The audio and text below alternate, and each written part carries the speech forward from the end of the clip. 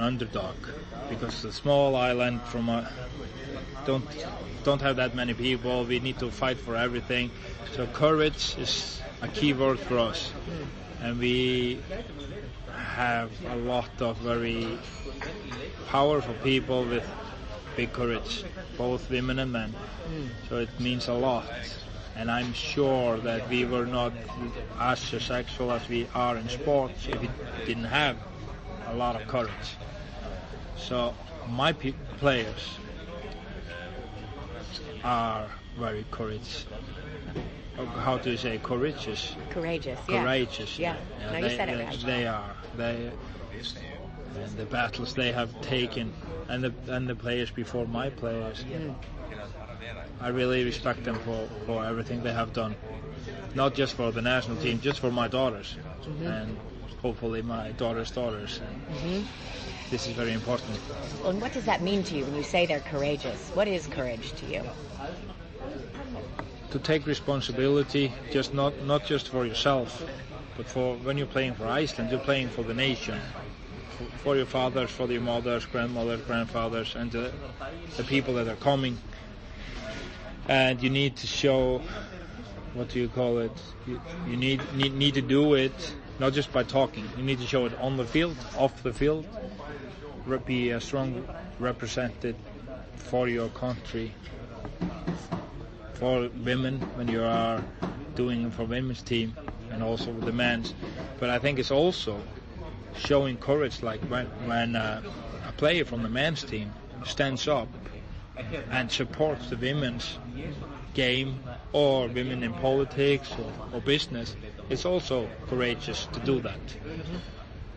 So in my opinion, it's very important that we not force them, but support them to be outspoken and to be courageous, saying what they're, like I said earlier, say what you feel, say what you think, not that everybody and everybody else want to hear, what is maybe the most clever thing to say, to be popular, so we try to help them, and I can tell you they help me also. Although they are younger than I am, they inspire me every day in so many ways.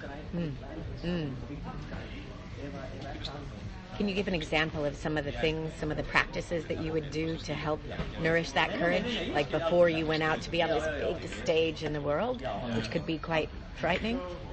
Are there practices that you do? Yeah, we talk about it, every 6 months or so we have a meeting, then we talk about the things that we want people to see when they look at us, look at the Icelandic national team. What do we represent? And we have like eight things that we talk about, and one of that is courage, and we split them up to groups, and they talk about what is courage, and they do talk about that. Then they go up and they talk about it to all the others, and then we have it in our locker rooms on the boards. Like, okay, courage means be that, do that, do this. So we're always reminding each other about it. It's not just a cool word to have up there. It's something that we want people to look at our captain Sara Björk. Okay, wow, she's courageous and she's strong and she's everything she is. She's a lot of things. So you're living it sounds. Yeah, we are living it. Exactly. We want to be seen as we are preparing to be seen, like. And there are a lot of, it's courage, it's discipline, it's happiness, it's togetherness. And what is togetherness? It's easy to say, okay, we want to be seen as togetherness, a together group, but what does it really mean? And then we talk about that. It's something like that. We do it. We have had problems, of course. We have had players that have gone out from what we want to stand for.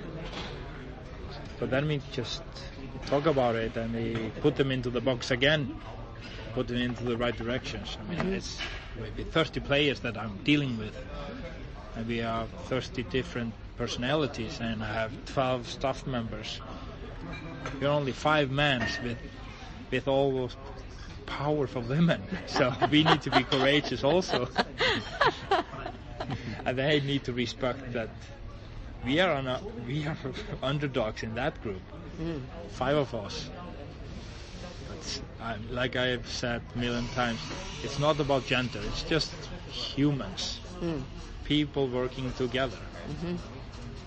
It's not a problem. Do you find, you say it's not about gender, it's about humans, and I love that. At the same time, it's interesting to be a man and be the coach for the women's team. Do you find that provides, a good diversity or a good mix? How do you find that? It's a good mix for me because I'm prepared for it, and I respect them and I respect the women's game. And in my opinion, it doesn't matter. It's just who's the right person for the job. Right. If the right person is a woman, it's a good mix. Yeah. If it's a man, it's a good mix. So it's a little bit different with the men's game because we don't have that many women coaches. But in 50, 60 years, we have a lot of women coaches coming into the men's game also. But the men's game is older, it's more strict and more money.